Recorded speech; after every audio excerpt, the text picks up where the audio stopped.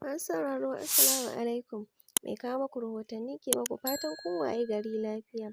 Barkanmu da kasancewa a cikin wannan shiri namu na karfe 5:30 agogon Najeriya da Nijar.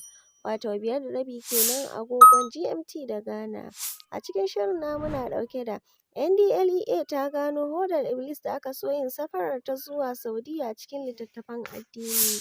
Isra'ila ta ce sojojinta sun yi kuskure wajen kashe ma'aikatan agaji 15.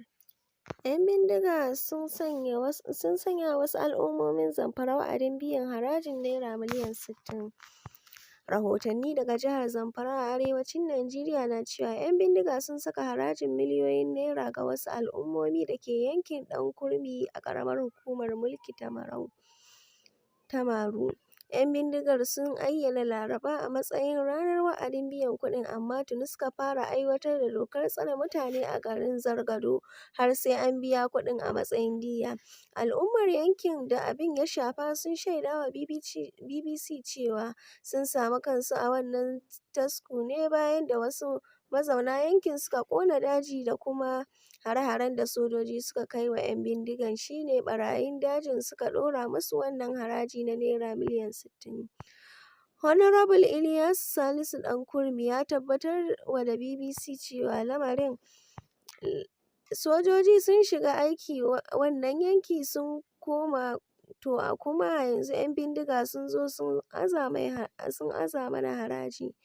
Suka ce sai mun biya wannan dukiyoyin da aka hallaka musu, in ji shi.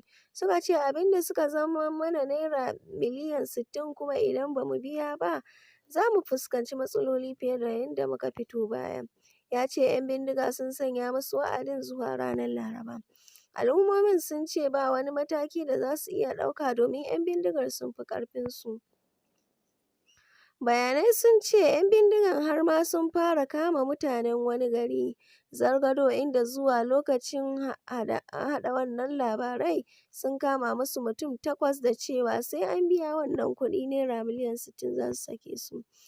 Al'ummomin sun ce sun sanar da hukuma, sun faɗi halin da suke ciki, amma kuma babu wani mataki da hukuma ta ɗauka har yanzu. Shi ma uban kansa na garin Ɗan Kurmi, Alhaji Sani Usman, ya tabbatar wa da BBC lamarin. Lokacin da aka aza wannan kuɗin yankunan su ne Manya da Kabosu da Yalwa da Faɗan Makini da Huda da Ɗargazo da ɗan hayan Dargazo da Koloma, in ji shi.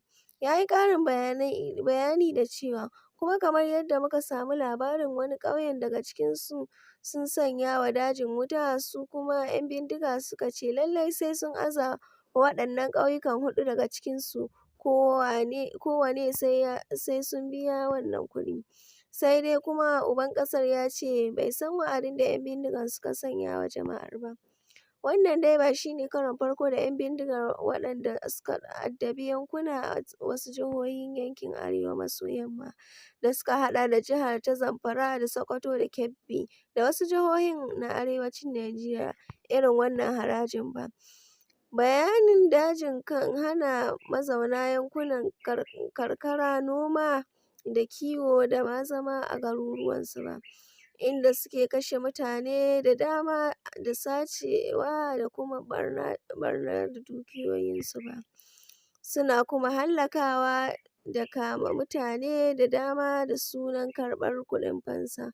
Duk da matakan da hukumomin ƙasar ta Najeriya ke cewa suna ɗauka, inda lamarin kusan ya gagara shawo kansa.